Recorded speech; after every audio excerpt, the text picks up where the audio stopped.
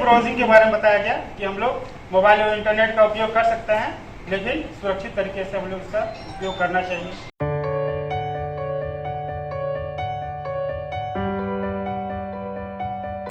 उसके बाद भोजनावकाश दिया गया। पुनः भोजनावकाश के बाद इंटरनेट और सोशल मीडिया के बारे में, सुरक्षित उपयोग के बारे में भी चर्चा किया गया है। इंटरनेट के क्या लाभ हैं, इंटरनेट से क्या हानियां हैं, इसके बारे में भी प्रशिक्षक महोदय द्वारा चर्चा किया गया। सोशल मीडिया का सुरक्षित उपयोग, जैसा कि हम लोग जानते हैं कि आजकल इंटरनेट संचार का एक मुख्य साधन हो गया। संचार अंग्रेजी भाषा की कम्युनिकेशन शब्द का हिंदी अर्थ है। संचार के साधनों के अंतर्गत वर्तमान समय में टेलीविजन, रेडियो, अखबार, दूरदर्शन इत्यादि बहुत सारे साधन हैं, लेकिन इनमें इंटरनेट एक मुख्य साधन है जिसका बहुत ज्यादा गलत उपयोग वर्तमान समय में हो रहा है। इंटरनेट में छेड़छाड़ के द्वारा हम लोगों की बहुत सारी गुप्त चीजें लीक हो जाती है, जिसका बहुत ज्यादा दुरुपयोग होता है। इसके सुरक्षित उपयोग के लिए हमें अपने वर्ग में अपने बच्चों को बहुत सारी सावधानियां बतानी होगी, जिन सावधानियों के अंतर्गत कुछ निम्नलिखित है। अनजान कॉल की बहकावे में नहीं आना होगा। किसी भी प्रकार की व्यक्तिगत जानकारी जैसे आधार नंबर, बैंक नंबर इत्यादि को किसी दूसरे करना होगा और लोभन वाले विज्ञापनों के चक्कर में नहीं आना होगा। सोशल मीडिया को केवल जानकारी को सीखने के उद्देश्य से करना होगा। भ्रामक एवं संदेहास्पद खबरों से दूर रहना होगा। बस इतना जानो, एक अनार 100 बीमार, कुछ ऐसा होता है इंटरनेट वाला प्यार। 2 लाइन और, इंसान ने ही इंसान की खुशियों में दखल दिया है। इस इंटरनेट की सुविधा ने सब कुछ बदल दिया है। इंटरनेट पर सब है उपयोग कर रहे डाटा, घर में बहुत लोग हैं फिर भी पसरा है सन्नाटा। स्वयं को ढूंढना खुद पर है, बाकी सब इंटरनेट पर है। Thank you. सड़क सुरक्षा जीवन रक्षा। आज हम लोग आप लोग के साथ डिस्ट्रिक्ट के बारे में पढ़ेंगे या उसका हम लोग स्वतः समझ जाएंगे कि आज हम लोग किस चीज के बारे में पढ़ने और चर्चा करने जा रहे हैं। सड़क बनी है लंबी चौड़ी, सड़क बनी है लंबी चौड़ी, उस पे चलती मोटर गाड़ी, उस पे चलती मोटर गाड़ी। सड़क बनी है लंबी चौड़ी, सड़क बनी है लंबी चौड़ी, उस पे चलती मोटर गाड़ी, उस पे चलती मोटर गाड़ी। सब बच्चे पटरी पर आओ, सब बच्चे पटरी पर आओ, इस सड़क में कभी न जाओ, इस सड़क पर कभी न जाओ। जाओगे तो तब जाओगे, जाओगे तो तब जाओगे, जाओगे तो तब जाओगे, जाओगे तो तब जाओगे। सीट बेल्ट पछताओगे। अच्छा, अब आप लोग को समझ में आ गई बच्चों कि आज हम लोग किस चीज के बारे में चर्चा करने जा रहे हैं? बताइए किस चीज के बारे में? सड़क सुरक्षा। सड़क के बारे में। बहुत अच्छा। मामा घर, बुआ घर, मौसी घर, जब भी हम लोग घूमने जाते हैं तो किस चीज से हम लोग जाते हैं? मैं कार से जाती हूँ। बहुत अच्छा। और मैं बस से जाता हूँ। बहुत अच्छा। और बच्चे बहुत सुंदर। आज हम लोग सड़क के बारे में चर्चा करेंगे तो ट्रेन का चर्चा नहीं करेंगे। कुछ बच्चे ऑटो से जाते हैं, कुछ बच्चे बस से जाते हैं और अपने पापा जी के बाइक में भी चलते जाते हैं, है ना? तो जब कभी आप लोग जाते होंगे तो खिड़की के साइड में बैठे रोड में कुछ चिन्ह बने हुए देखे होंगे। आप लोग एक बार मेरे तरफ देखिए, हमने कुछ चिन्ह बना के रखे हैं। क्या इस तरह के चिन्ह आपने सड़क पे कभी देखे हैं? हाँ मैडम। मैं जब रोज स्कूल आती हूँ ना, मैं रोड के किनारे इतनी बड़ी बड़ी जेम्स देखती हूँ। लाल कलर की जेम्स, पीली कलर की जेम्स और ग्रीन कलर की जेम्स। नहीं बच्चों, वो जेम्स नहीं है। हम लोग धीरे धीरे आपको बताएंगे। सबसे पहले आइए हम लोग 1 नंबर पे यहाँ पर देखिए। जब कभी हम लोग रोड पे चलते हैं तो एक तरफ से बस जाती है तो सामने की तरफ से अगर कोई गाड़ी आती है तो क्या आपके सीधे आ जाती है? नहीं। अगर सीधे आ गई तो क्या होगा? टक्कर हो जाएगी। टक्कर हो जाएगी, एक्सीडेंट हो जाएगी या कोई बड़ी दुर्घटना होगी। तो हमने हमेशा देखा है कि एक साइड से गाड़ी जाती है और दूसरे साइड से गाड़ी आती है। तो हम लोग हमेशा जिस साइड से गाड़ी जाएंगे तो गाड़ी हमेशा अपने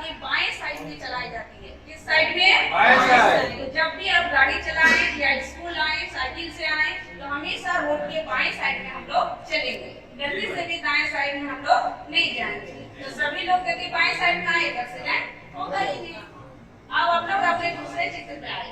ये चित्र अपने अपने गांव घर में आप लोग नहीं देखते होंगे, लेकिन जब भी हम लोग कोई शहर या रोड में जाते होंगे तो इस तरह काला सादा इस तरह से बना हुआ रोड के बीच में देखेंगे। इसका नाम है जेब्रा क्रॉसिंग। क्या नाम है? Zebra crossing. आपकी किताब में होगा जेड फॉर जेब्रा। जेब्रा के शरीर में भी इस तरह के चिन्ह होते हैं, इसीलिए इसका नाम रख दिया गया है जेब्रा क्रॉसिंग। कोई बताएगा इसका क्या काम है? मतलब कि जब गाड़ी रुकेगी तो हम लोग वहां से क्रॉस करेंगे। बहुत अच्छा। ये इसीलिए बनाई गई है क्योंकि जब सड़क पे जाते हैं तो हमेशा बड़े बड़े शहर में गाड़ी का भीड़ रहता है, तो इस जगह को देख के ही अगर हमको पैदल पार करना है तो जहाँ ये साइन रहेगी वहां से क्रॉस करेंगे, और वहां पर गाड़ी हमारा इंतजार करती है, रुक जाती है, स्पीड को स्लो कर देती है और हमको जाने देती है। समझ में आया? जी। आगे अभी अभी बच्चे बोल रहे थे जेम्स के बारे में ना, उसके बारे में देखिए। हमने भी 3 जेम्स बना रखे हैं, लेकिन ये जेम्स नहीं है, ये 3 लाइट्स है। क्या है?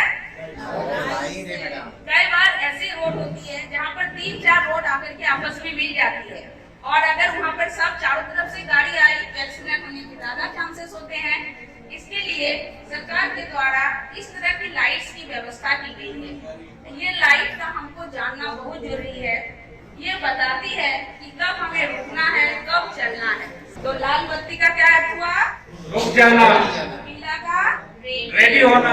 और ग्रीन का जाना। और इसके ग्रीन लाइट मिलते ही आपको सिग्नल मिल गया, हरी सिग्नल मिल गया, आप आगे बढ़ सकते हैं। उसके अलावा आप लोग खिड़की के साइड में बैठ के कभी ध्यान से देखिएगा, अगर नहीं भी देखे हैं और देखे तो जरूर है, इस तरह का पोल बना करके इस तरह का तरह का चिन्ह बनाए रहता है। तो ये सिर्फ सजावट के लिए नहीं है बच्चों, सबका एक एक अर्थ होता है। जैसे पहला अगर देख रहे हैं, एक त्रिभुज होगा और उसकी तरफ बाएं तरफ एक तीर का निशान बना रहेगा, जो ये बताती है कि आपको बाएं तरफ मुड़ना है आगे। क्या बताती है? मतलब आपकी रोड जो है आगे बाएं जाकर के मुड़ जाएगी।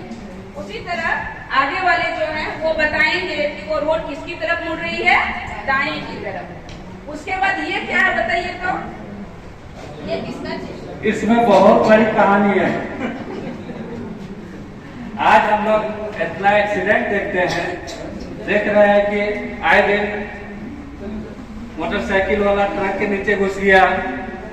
ये सब क्यों होता है? अधिकतर जो हम लोग देखते हैं वो शराब पीकर गाड़ी चलाते हैं। इसमें जो हम देख रहे हैं, इसमें शराब निषेध का चिन्ह लगा हुआ है। जहां भी इस तरह के मार्क हम देखेंगे, ये हमें ये बता रहा है कि शराब पीकर कभी गाड़ी नहीं चलाना चाहिए।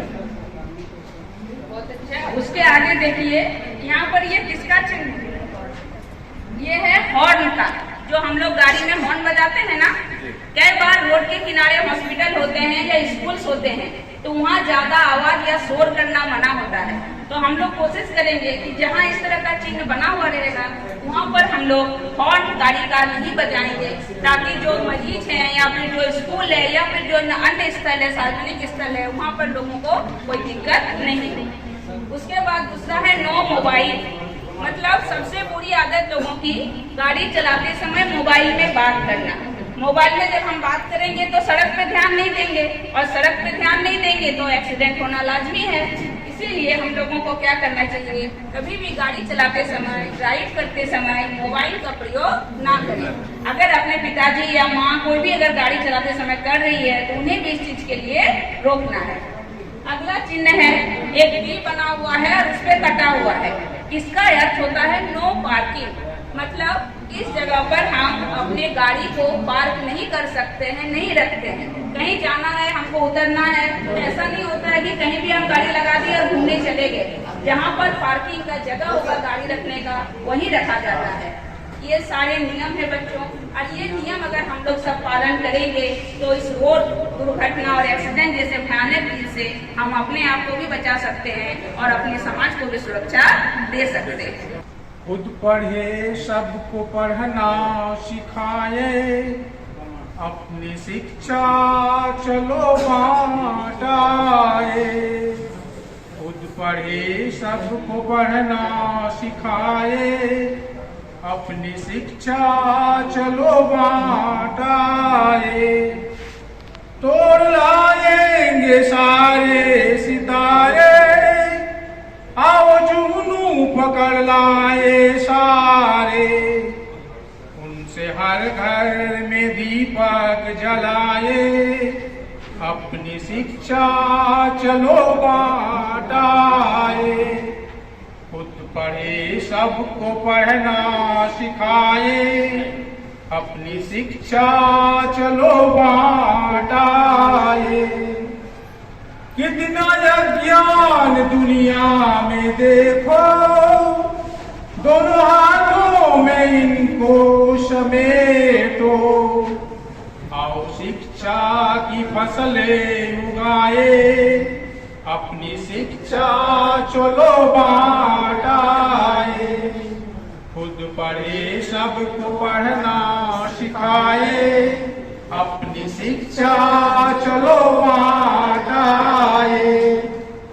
सबके होठों पे कलियां खिली हो, सबकी पलकों में खुशियां सजी हो, मिलके शिक्षा के सब गीत गाए, अपनी शिक्षा चलो बांटाए, खुद पढ़े सबको पढ़ना सिखाए, अपनी शिक्षा चलो बांटाए। है बड़ी खूबसूरत कहानी, जिसको कहते हैं हम जिंदगानी, इसके हर पल को मोती बनाए, अपनी शिक्षा चलो बांटाए, खुद पढ़े सबको पढ़ना सिखाए, अपनी शिक्षा चलो बांटाए, अपनी शिक्षा चलो बांटाए, अपनी शिक्षा चलो बांटाए। धन्यवाद। किया सबसे पहले इसके बारे में डिस्क्राइब करेंगे। पोक्सो का फुल फॉर्म होता है protection of childrens from sexual offence act. ये जो बालकों को यौन आक्रमण से बचाने के लिए जो अधिनियम लाया गया था उसे पॉक्सो एक्ट के नाम से जाना जाता। और ये पॉक्सो एक्ट 14 नवंबर 2012 में अस्तित्व में आया। ये कानून बन गया। अब इससे जब हम कहते हैं कि क्या पॉक्सो एक्ट लाने की क्या जरूरत थी, इसके पहले भी कुछ कानून था, जैसे 354 आईपीसी का सेक्शन 354 कहता है कि किसी स्त्री का लज्जा भंग करना एक यौन अपराधी है, जैसे उसका दुपट्टा खींचना, कपड़ा या कोई बात बोलना या रिमार्क्स करना, टिप्पणी करना। ये उसके बाद 376 एक कानून था जो गैर था, ये आईपीसी के सेक्शंस है, आईपीसी इंडियन पेनल कोड, और इसमें दो बता देते हैं। उसमें 3 बुक्स है, Indian penal code, criminal proceeding code है सीआरपीसी, और एक है एविडेंस एक्ट, साक्ष्य बुक। तो प्रोसीडिंग में जो है उसमें उसका बटन लिखा हुआ रहता है, और आईपीसी में उसको सजा की बिंदु पर बस होता है। अब हम पॉक्सो पर आ रहे हैं, तो पॉक्सो एक्ट क्यों लाया गया और पॉक्सो एक्ट है क्या, ये तो थोड़ा बहुत पता है। पॉक्सो एक्ट में क्या है, उसमें अधिकतम उम्र बालक या बालिका का फिक्स किया गया है 18 साल, और न्यूनतम उम्र का कोई उल्लेख नहीं है पॉक्सो एक्ट में। इसी बीच में अगर किसी भी बच्चे या बच्चियों को कोई भी छूता है, यानी उसको गैर इरादत मैंने बुरी नियत से छूता है, बेड टच होता है, एक गुड टच होता है, एक बेड टच होता है। जो बेड टच होता है, छूता है या उसके साथ कोई गाली गलौज करता है या गंदी नियत से देखता है, इसमें 3 चीजें हैं, ये मूवी से पता है, सेक्सुअल हरासमेंट, सेक्सुअल असॉल्ट, और एक है पेनिट्रेशन। सेक्सुअल असॉल्ट में उसको लैंगिक हमला होता है, उस पर पेनिट्रेशन उसी बात में आता है, और ये 3 चीज उसमें है, ये 3 पर जाता है। और इस पॉक्सो एक्ट में काफी सेक्शंस हैं, इसमें 46 सेक्शन है, 46 सेक्शंस में बटे हुए, और उसमें 4, 6, 8, 10 सबसे भयानक सेक्शन 10। और इस सेक्शन में अगर कोई आ जाता है न तो उसका जमानत होगा, न तो फिर उसका जो है कभी जेल से निकल पाएगा, जेल के अंदर ही उसका जो है सजा हो जाएगा।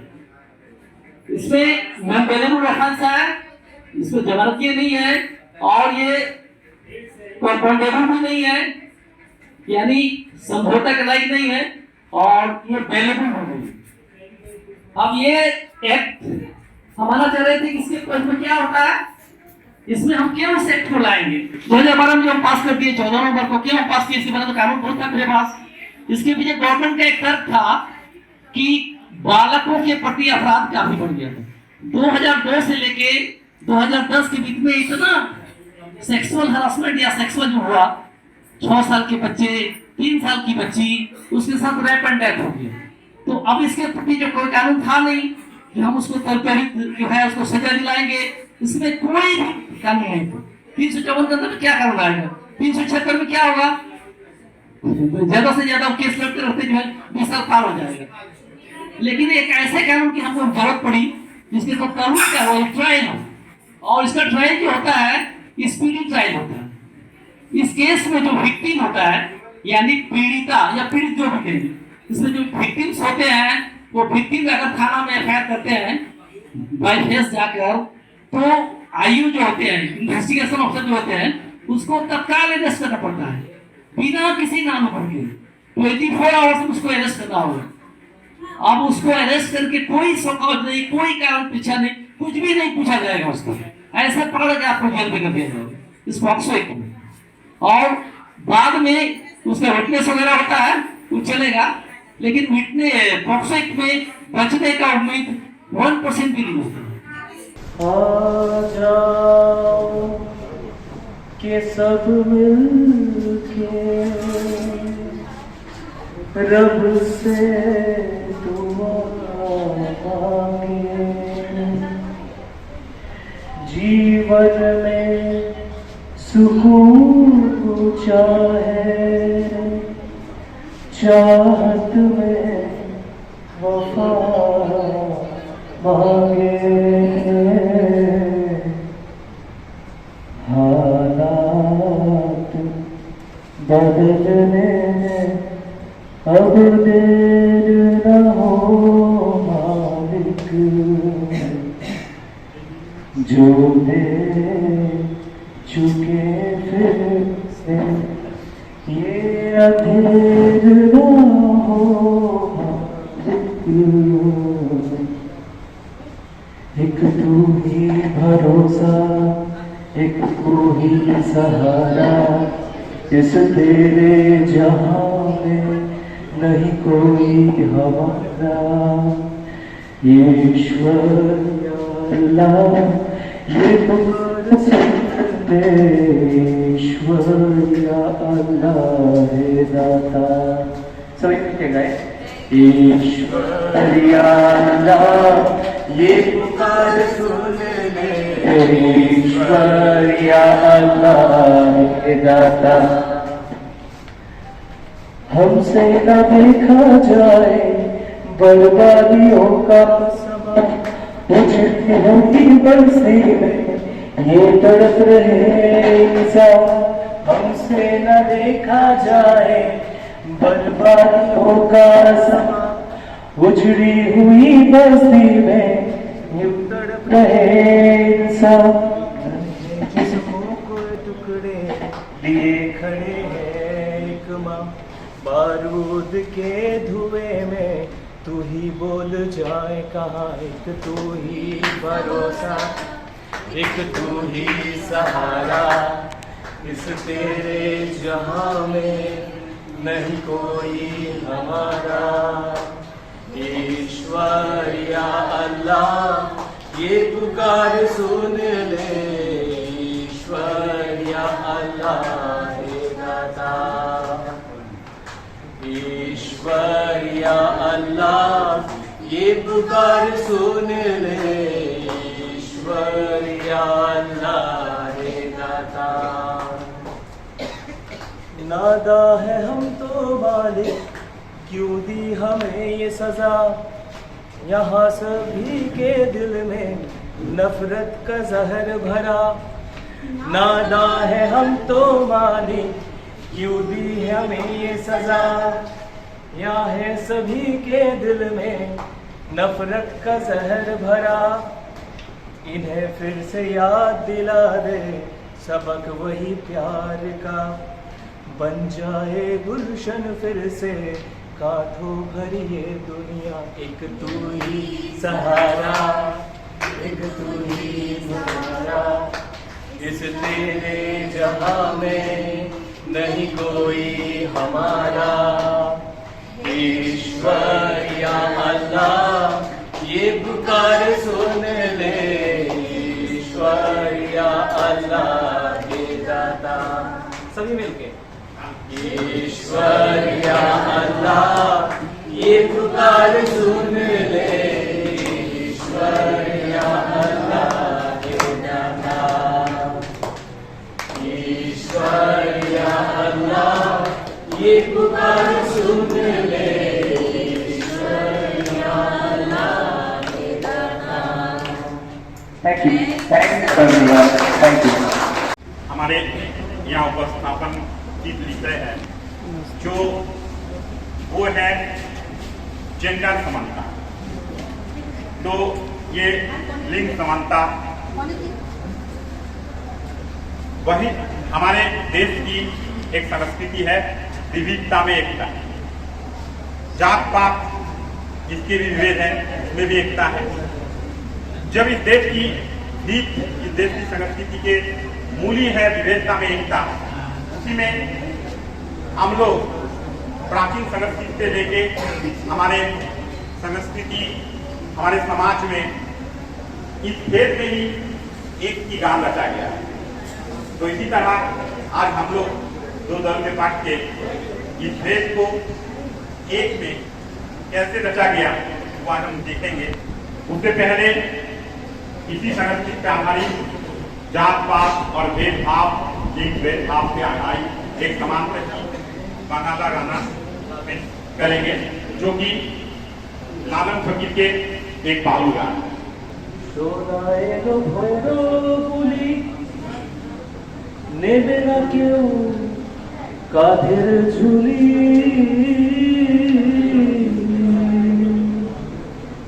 সোনা এলো ভৈরবুলি, নেবে না কেউ কাঁধের ঝুলি।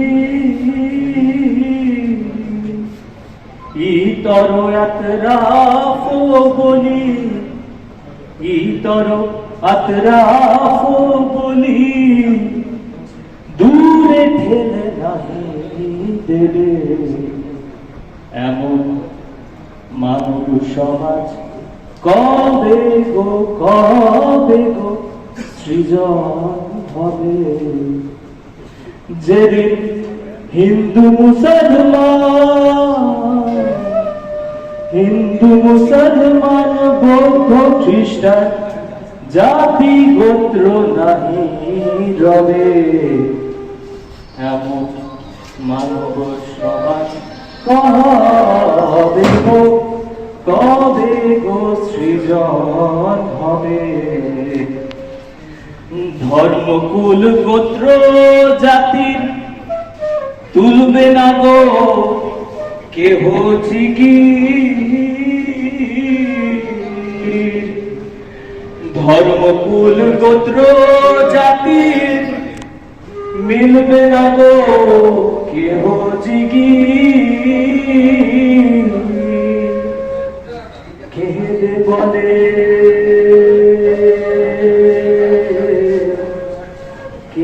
বলেন লালন ফকির, কেঁদে বলেন লালন ফকির, কে দেখায় দেবে এমন মানব সমাজ।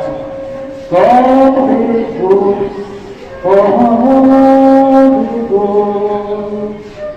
সৃজন হবে। Thank you.